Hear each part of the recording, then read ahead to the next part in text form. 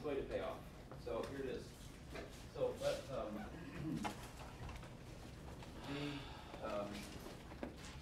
the span of beta, where beta is, let's say, equal to b1, b2, dn, and let's let w equal the span of gamma,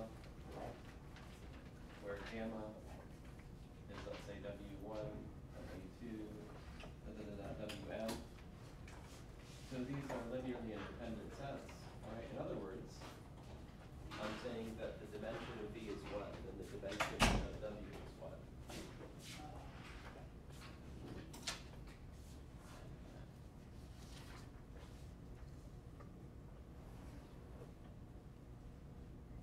In other words, can you count? 1, 2, n things in beta, so the dimension of v is n. How many vectors are there in the spanning linearly independent set of w? Well, 1. Yeah, there we go. Okay, so that's the context. Now I want to study a linear transformation, let's call it t. And this linear transformation goes from b to w. And what I'm going to do, and by the way, I'm also going to, a little bit later, look at beta bar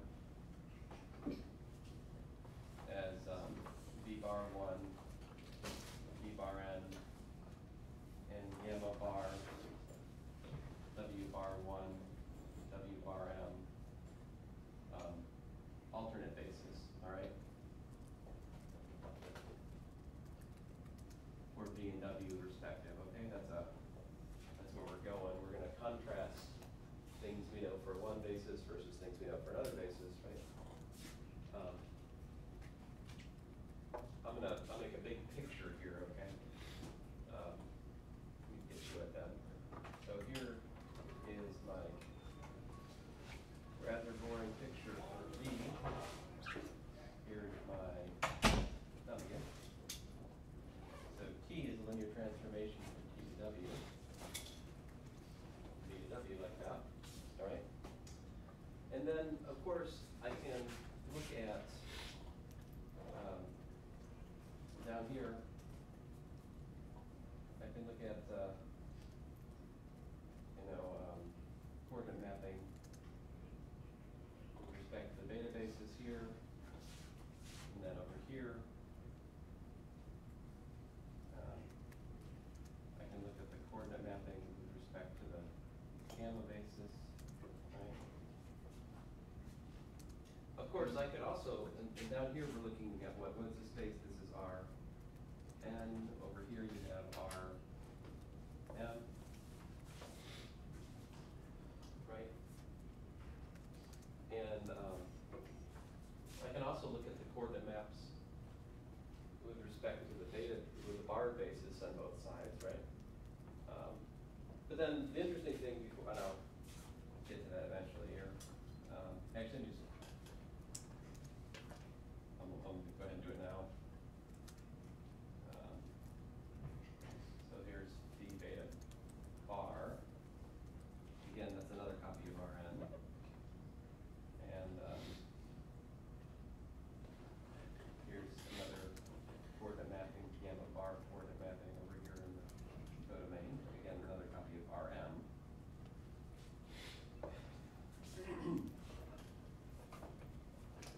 And then, let's see here. So,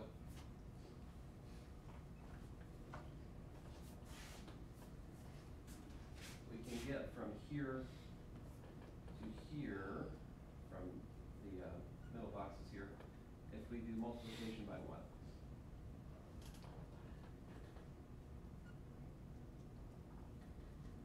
Well, let me not write that out. Let me use our other notation. So the linear transformation induced from the matrix what? T sub beta gamma. Beta bar. Beta bar gamma. Gamma bar, right? And then on the other hand, you could alternatively go from here to here by L of the one you said, beta gamma. Like that.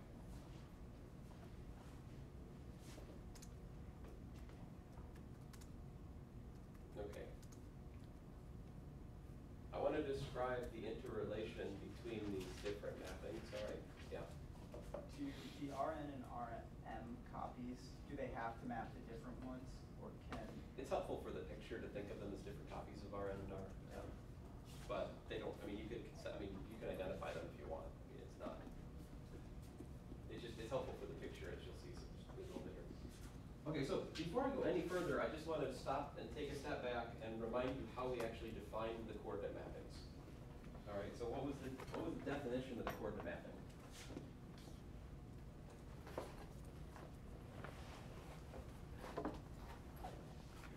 So the one, the basic definition I would say is this: phi beta of, say, v j is equal to ej. In other words, what the coordinate mapping does is it trades you the j, basis element in your vector space for the standard basis element ej. So it's a mapping, and then you extend it, extend linearly, right? Now we know that uniquely defines the coordinate mapping because we know that we can uniquely linearly extend off a basis of vector space. So more specifically, right, the general rule will be something like this: phi beta of x1 v1 plus da da da da plus xn vn. What's it do? It trades this for just the ordinary column vector x1 through xn, which of course is an element of what? Rn, right? Likewise, what?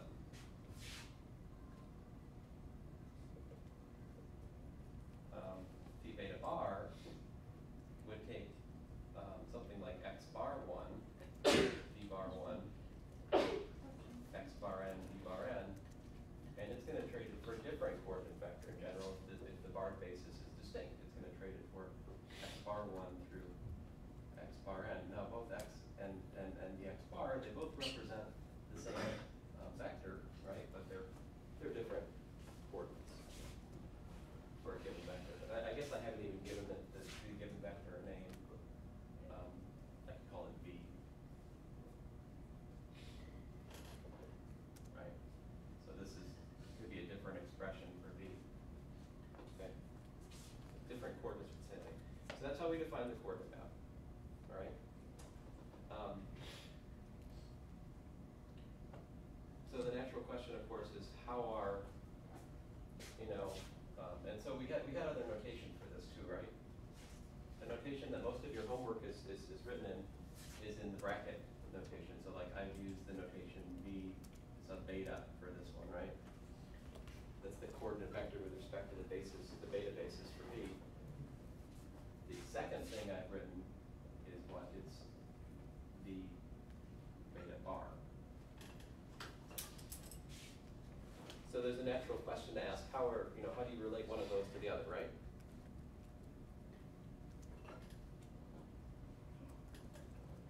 So how do these relate? I told you about that last time, but let me go through it again. So just to be explicit in my picture, suppose I've got v here, right? That makes down here my v sub beta, and then over here would be my v sub beta bar. Right? So how do I get from here to there, right? The coordinate change matrix, right? Right. But more specifically, in terms of the mappings, what is it?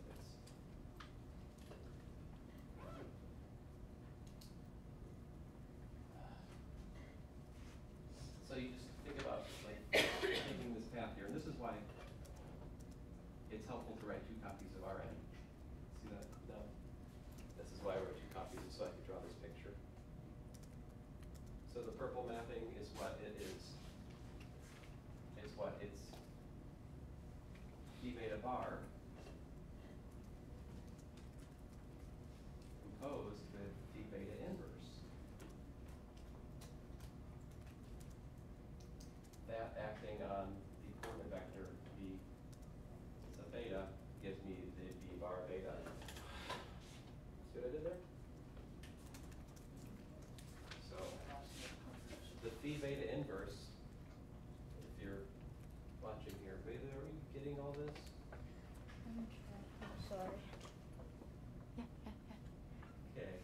I'm in the graph right now. Alright. Yeah. Is that too? Not the whole thing. So you're panning back and forth? Mm-hmm. Do you want it to be whole thing or just like back and forth? Well, I don't know. Pay attention. See, Dr. McNair suggested investing in a smartboard in the future. Smartboard. No, but what you would do is like you would import the lecture base off of the screen. If I had my druthers, I'd have one of those things that you can write on, and then it's got like a full board scanner. You just hit the button, it's like scan, and then you go to the next board and erase. Yeah, but like imagine if you ran. Well, never mind. Smartboard 30. Well, why are you doing the competition bit? How does that work? Because I want you to understand how it all fits together and how all the pieces fit together here. And so there's the reason. Please follow along. So again, I take this vector in Rn, I feed it to the linear map phi beta inverse composed of phi beta bar, and that gets me to the bar coordinates for V, right? Now you were like, isn't that just the change of basis matrix times the vector? That's true, right? So this mapping is what? This is a mapping from where to where? This is linear transformation from Rn to Rn, right? That means that this can be written as a matrix multiplication times a vector, right? So it is of course true that this is equal to matrix, standard matrix, right? Phi beta bar composed with the beta inverse times V beta. And we gave that a name last time. We called this matrix what? This was the so-called P, start with beta, go to beta bar, coordinate change matrix. Right? That's what that was. Okay. So that's the one thing we need to understand. And likewise, right, by the same, almost exact same logic, likewise what? For the other side. Right. So the other side, I could look at W gamma bar, and I would get P what? P. The gamma bar. Mm-hmm. Composed of the gamma inverse of W gamma. Right, and so that would give me the standard matrix of But this all is gamma bar composed of P gamma inverse W gamma. Right, that's, and this would be the so-called coordinate change from gamma to gamma bar matrix, right?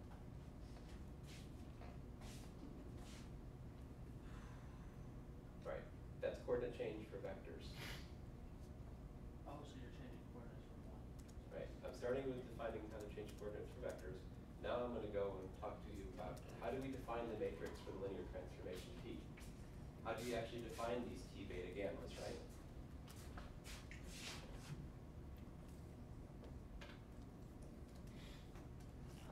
Oh my. So my two favorite ways are as follows. The one is this, T beta gamma, it's just the matrix where you take T of V1 and you look at the gamma coordinates of that, and then you take T of V2, you look at the gamma coordinates of that, and so forth and so on. You glue the coordinate vectors for the beta basis with respect to the images of the beta basis with respect to the gamma basis, and you just glue them together, and that gives you the matrix, right? That's kind of a drag when you want to understand coordinate change. This formula is great for examples, not so great for understanding coordinate change. The other way to define the standard matrix, not the standard matrix, but the matrix with respect to beta and gamma, is in terms of saying that, hey, T beta gamma, what is it? It's the standard matrix of the matrix which is induced from T beta gamma, right? This is kind of a silly equation, but maybe you should think about it. If I have L of A, x equals to AX, right? In other words, this is the matrix, the linear transformation induced from the multiplication by A. Then the standard matrix of LA, you know what? It's just A. Right? So I'm using that down here. But on the flip side, I can look at this, linear transformation LT beta gamma in terms of the picture, right? And I can easily from the picture see that that's the same as what? That's the same as the matrix So let's see here. I need another color. So to get this guy, right? How can I get it? Let me trace out the path here. But, yeah. Using just the gamma and the beta things like that way, right? So to start with, I start by doing the inverse of phi beta. That's the first thing I compose. It's manga style because we're doing composition. So we do phi Oh, no, I get what you're saying. beta inverse composed with. The transformation from E to W? So I start with here's step 1. That gets me up here to step 2. So that's a linear transformation from V to W. Right. To get to step 3, I use phi. Then to get from 3 down to 4, that's phi gamma.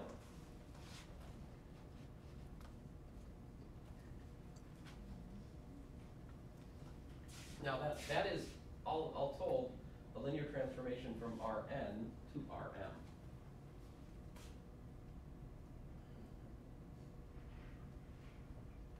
Right? So it makes sense to talk about the standard matrix of that. Okay. Now what would the linear transfer? So this is a really nice way to look at the matrix of a linear transformation, because then when I ask the question, what's the linear transformation look like in terms of the other bases? It's really simple. I just change my beta to beta bar and my gamma to gamma bar, right? Everything else is the same. So what is it? It's phi gamma composed with t composed with what? Oh, you should be shouting at me by now. I mean, What did I just say? Put bars on it, right? yeah. So.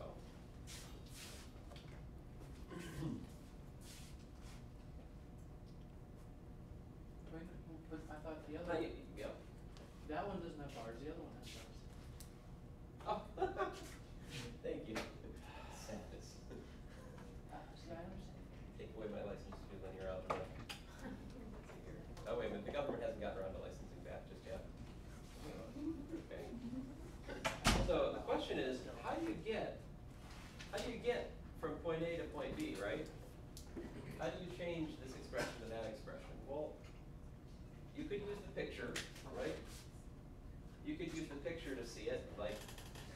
So in other words, the question is, how do I change this green path, right, to the middle path here?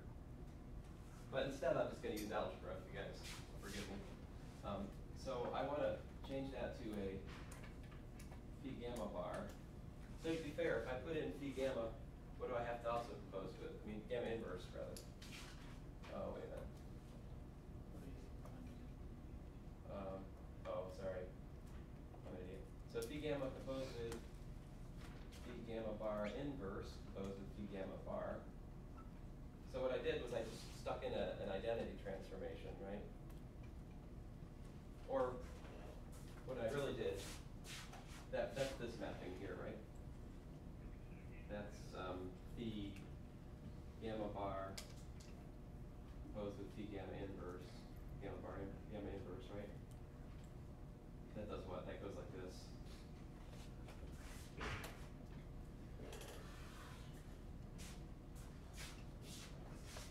I can do that because that's the identity mapping. It's the function and its inverse. I'm just putting in a copy of the identity map on our end, really.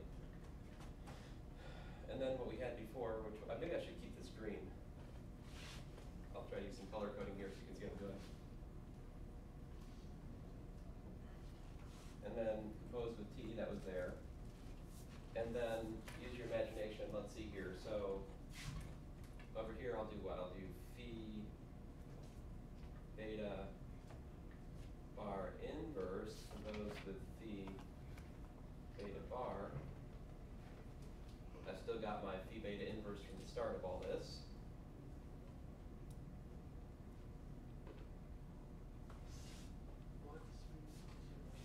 Why am I doing this? Yeah.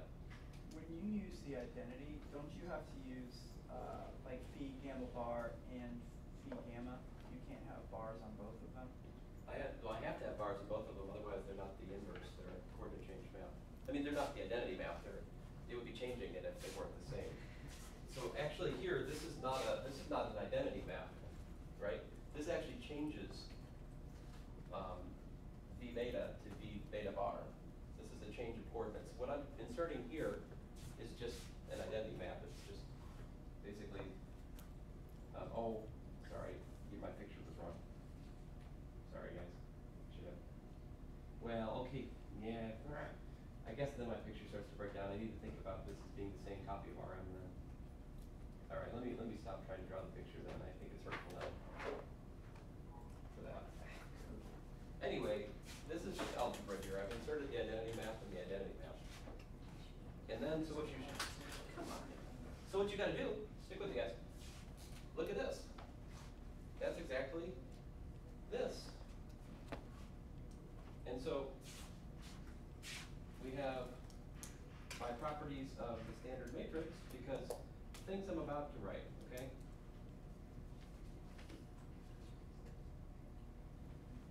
Everything I'm writing here is actually the standard matrix of a linear transformation which goes from either Rn to itself or Rm to itself or from Rn to Rm, as is the case with the middle factor.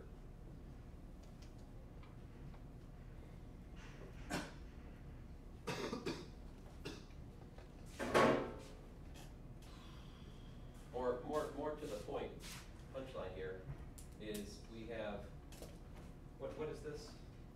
We had names for some of these things, right?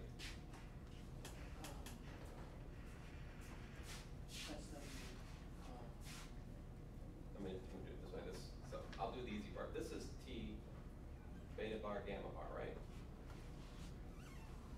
What's this guy? That's V beta bar. Let's use the P notation. This is the coordinate change matrix. Coordinate change That's from. V gamma or beta bar. Is it P beta beta bar? Okay. Yeah.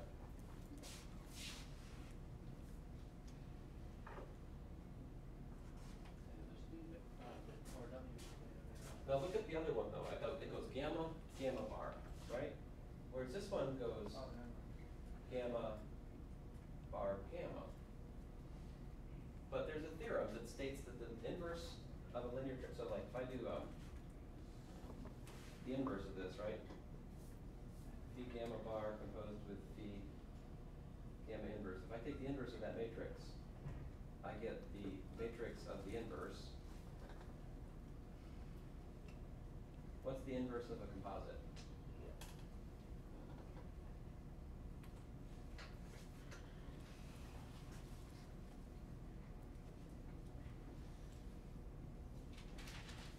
What's the inverse of a composite though? It's sock shoes, right? It's the composite of the inverses in the opposite order. So this is nothing more than phi gamma. What's phi gamma inverse inverse? It's just phi gamma. And what's phi gamma bar inverse? Well, it's phi gamma bar inverse, right? What is this though? If P gamma gamma bar is phi gamma bar composed with phi gamma inverse, what happens if I change the order? Everything's the same, right? Coordinate map, inverse map. It's just the gamma bar flipped around. What is this in terms of our notation? It's just what? Phi gamma bar gamma. Right, it's P gamma bar gamma. Okay. In other words, to undo coordinate change, you just change coordinates in the opposite order. Make sense?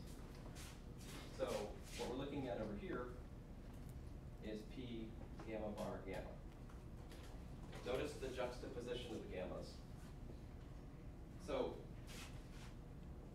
I'm going to write it in terms of just P gamma gamma bar, but I'm going to write a inverse. I think it's more productive to write it that way. Personally, you can disagree, but you'd be wrong. Okay, P beta bar gamma bar, and then P beta beta bar. There you go. That is how to change coordinates from beta to beta bar. Oh, wait a minute. I think I have accidentally discovered what? I mean, if I wanted to change coordinates from beta gamma to beta bar gamma bar, what I've just boxed is not the formula you want, right? If I'm starting with the unbarred and trying to change to the bars, I kind of want to solve that formula for the thing. I mean, I want to, it implicitly defines what I want. But let me just, one more step here. Let's solve this. So this says that T beta bar gamma bar is what? It's P gamma gamma bar, T beta gamma, P what? Beta, beta bar, inverse. Oh, I thought you were doing it.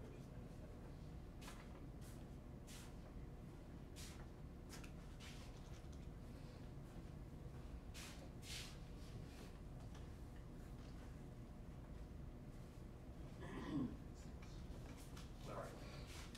Now,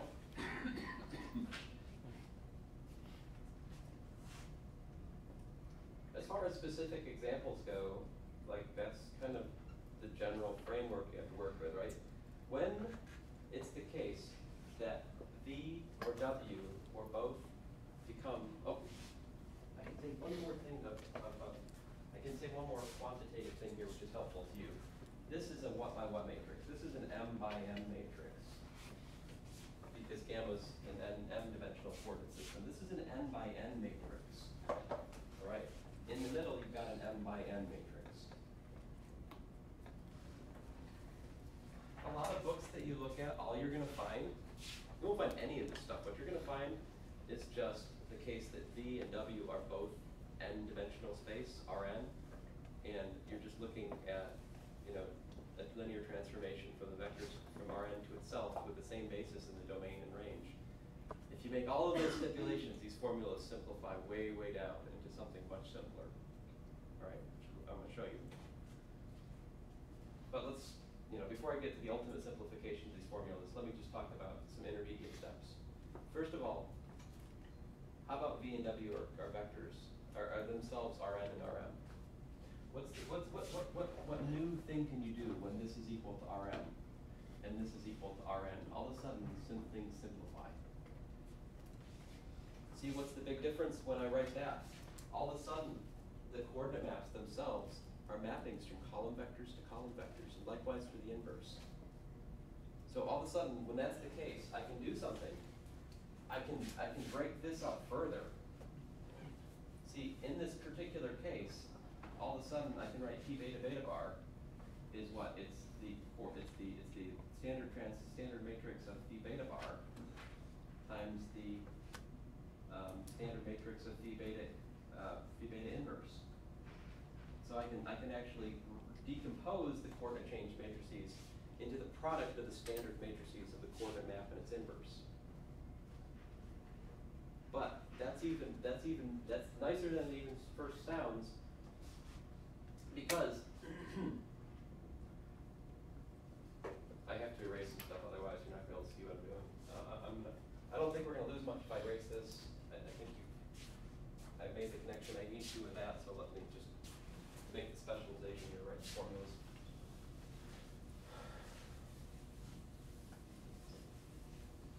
So in the case you're looking at V is equal to Rn, right?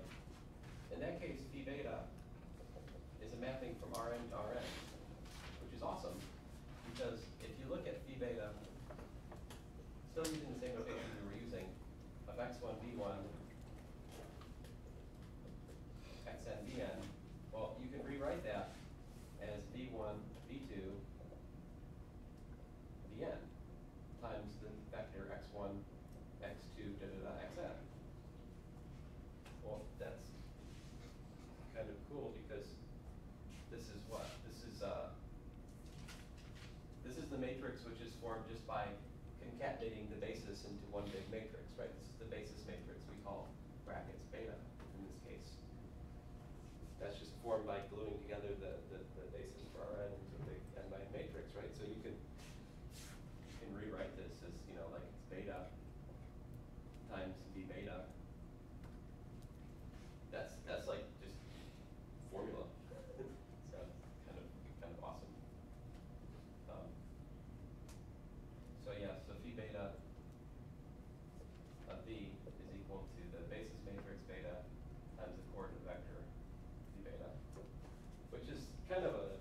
circle until you solve for v beta. It gives a formula for you. So in other words, if I take v beta inverse of both sides, what do I get?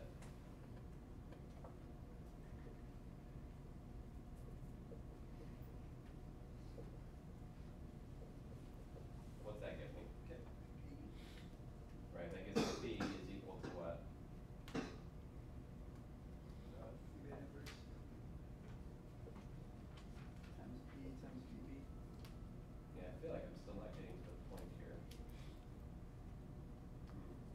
Isn't VB just V beta of V? Sorry, V beta. You already said that for a second. Is that what you just said? Okay, V beta of V.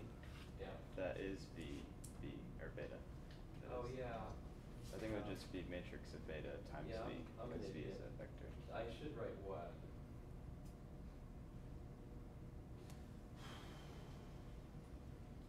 It would be times just V, because V is a vector, right? It's a column vector.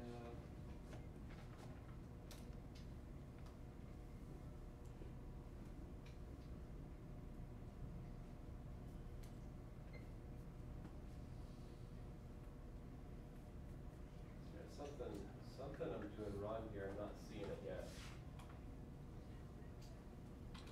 Got something turned around in my head.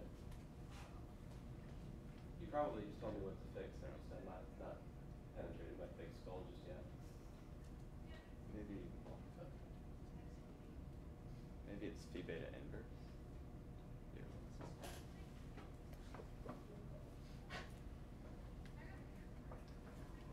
Oh, sorry. Yeah. So this is, I'm an idiot. Like this, No, you're not. pretty sure. This, I haven't done the coordinate mapping yet, right? This is just literally, all I did was I manipulated the inside here. This is this. Oh. Okay? Now, Daniel's right. All of that is by definition V beta. All right? Don't worry. You'll like this more once the dust settles here. So, there's a very simple message that you can extract from this. So what I have is I've got, just to recap, V beta of the basis matrix times am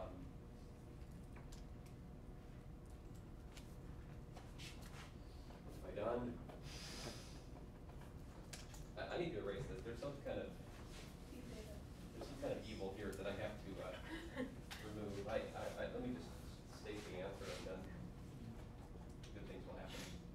So V beta of V, in this case we're looking at, it ends up just being the inverse of the basis matrix times V itself. To see why that's true, if I multiply both sides by the basis matrix, in other words, basis matrix times, this is V beta, right? So the basis matrix times the coordinate vector of V is equal to V again. And this is true, right? Because what that is V1, V2, Vn, and then that's x1, x2, xn, which is x1, V1, xn, Vn. I mean, that circle of life is good. I don't know where I was confused from my previous 3 minutes, 4 minutes, hopefully not more than that. Anyway, it's the truth. So, getting back to my story finally. The coordinate change matrix in the case that we're just dealing with Rn for the vector space is even simpler. See, because what is this and that? What's the standard matrix of the beta bar coordinate mapping? It's just it's nothing more than the beta bar matrix inverted. Right? This, by the way, says that V beta inverse, I need a letter, acting on, let's say, x, it's just equal to the beta times x. Because if beta matrix of the phi beta mapping, the beta inverse is the mapping, excuse me, the inverse matrix is the map of the coordinate map. The basis matrix is the map of the inverse coordinate map. So this actually is just that. And I didn't, that doesn't even belong here. Why is that here? This makes the thing a vector, that shouldn't be here. Okay.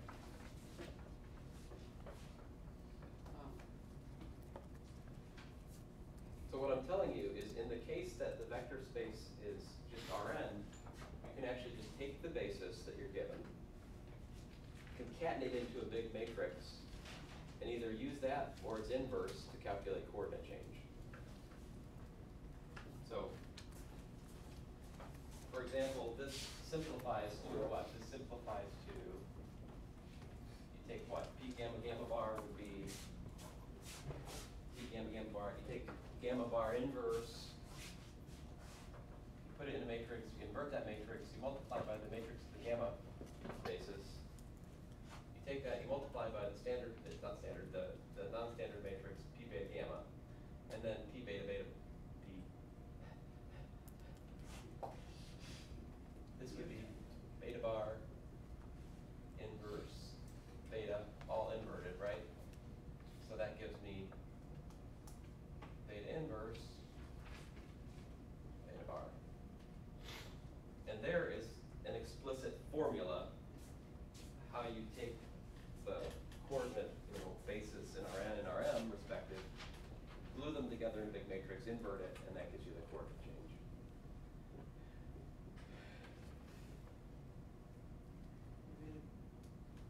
I made it. I'm almost done. So then what's one other simplification you can make? Make it even simpler still. Choose the case that you're working on a linear transformation that goes from Rn to itself. Right? You're going from Rn to itself. So if I look at the T, let's say beta, and you use the same matrix, same basis in the domain and the range. So P beta bar, that would be beta bar inverse, beta bar. Oh, that doesn't seem interesting. Oh, unbar, beta. Sorry. T beta beta. Beta inverse, beta bar. So this would be for T going from Rn to Rn, and I'm using beta here and here, or I'm using beta bar here and here. Can you think of a way of making it even simpler? Even simpler thing is the thing we love to put on tests.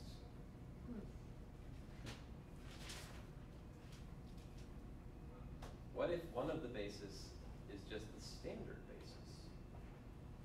Right? What would it be? What if you choose? Oh, no. Oh, I didn't need any of that. What if you just let beta equal to, say, E1, E2, En? Then what's the matrix of beta? Can you recognize what this is? Yeah, it's the identity matrix, right? So in that case, T beta bar, and by the way, what's T beta beta? We just call that T, right? Because it's the standard matrix. That's our notation. We don't even write beta in this case. And what you get then, see, these guys are identity matrices. And you're just left with beta bar, inverse, standard matrix of T, and then beta bar once more. And there you go. That's more often than not what you actually see in textbooks. Now,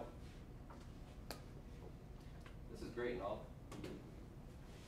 And I have now shown you you the keys to the kingdom. I mean, you can solve any coordinate change problem that comes your way in linear algebra, what I've shown you. You understand what I just did?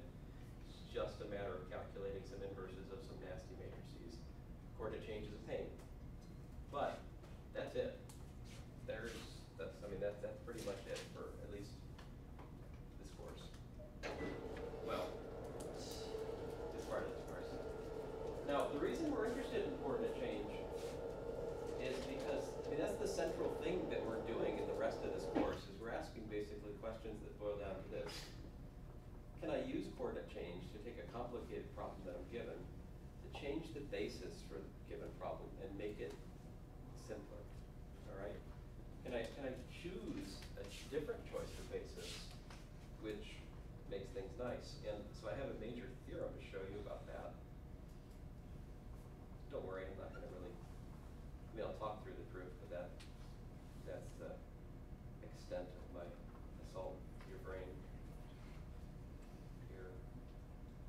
Oh man, I can close that. Where'd it go? Is that cool? It's weird. I don't know how my notes got closed because I didn't close them. Some point my child closed my computer. I don't know. How many kids do you have? 4. Wow. Wait, how old are you? Yeah. Still recording. You're no older than like 30 or so. Flattery will get you nowhere. Actually, question seconded. I was born between episodes 4 and 5. He just really is. Wasn't first Star Wars made in 1977? I didn't point at Naruto start. No, I think that would put me more in your guys' age, right? Yeah. If that even. 33, 38. Something like that. I forget. I don't know. Okay, so here is a simple example just to illustrate the idea. And then I'll show you the theorem. But, oh, come on. You guys aren't clairvoyant, apparently. Or not. We could share eyes. I mean, if we were to practice something like that, I feel like we'd get rushed for less practicing which matches would. Don't worry. Now that I'm making fun of Won't be long before we'll have chips and it'll become reality. And then we'll be regulated to have them because otherwise it wouldn't be safe for other people if you didn't have them after all.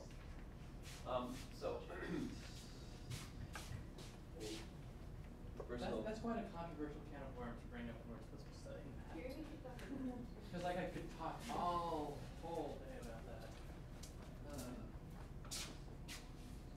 So guys, I used to labor through trying to remember formulas like I boxed at the end of this discussion, right? If you ask me to write down those formulas without going through the discussion we had today, I can't do it. The way I know these formulas, the way I understand them, is through the diagram and through thinking through it. If you really understand it, you can easily derive anything of this nature. So here's an example of it though. If I have a linear transformation from R3 to R3, okay, from R3 to R3, and it's kind of ugly formula to start with. The original formula has standard matrix 2 minus 2, 2, 1, 0, minus 1, 2, minus 3, 2, as is exhibited from this ugly formula. I say it's ugly because it's an example of a formula which is coupled. Coupled in the sense that the formula for each of the outputs, the first, the second, the third, it involves like most of the inputs, right? So it's like the x, the y, and the z goes to make the first thing. The x, the y, and the z, well, I guess technically just the x and the z goes to make the second thing. I mean, you see, it's all coupled together in the formula. And if you were just to give that formula and you're saying, well, what does this do geometrically? You'd be at a loss, all right? But if you change to this basis, if you use the basis, where did I write it? 1, 0, 1, 0, 1, 1, and 4, 3, 1, all right? Then you can change coordinates. You can ask, what does the formula for this linear transformation look like in terms of that other coordinate system? And so here's the change of basis formula, beta bar inverse, standard matrix T, beta bar. And it's a pain to actually calculate it, I admit it. I'm not going to show you that. Here it is. work it out. And all of a sudden, in the new coordinate system, the matrix is 4, 0, 0, 0 minus 1, 0, 0, 0, 1. In other words, in the barred coordinate system, the first barred coordinate tells you what the output is. And I mean, like, so basically the formula in the barred coordinate system would be this. T bar of x bar, y bar, z bar is just 4 times the first thing, minus the second thing, plus the third thing. And so if you drew pictures in space, right, if you could draw the, the barred coordinate direction, you can see what this transformation is doing is if your vector's along the first direction, it's just stretching it out by a factor of 4. If your vector's pointing in the second direction, it's flipping it over, it's inverting it across that second axis. And then the third thing, it's just leaving alone, right? So this choice of basis beta is really kind of awesome because it reveals the true geometric nature of this linear transformation where that was hidden in the standard coordinates, right? That's why coordinate change is interesting because it allows us to rip things apart into their actual essence, like really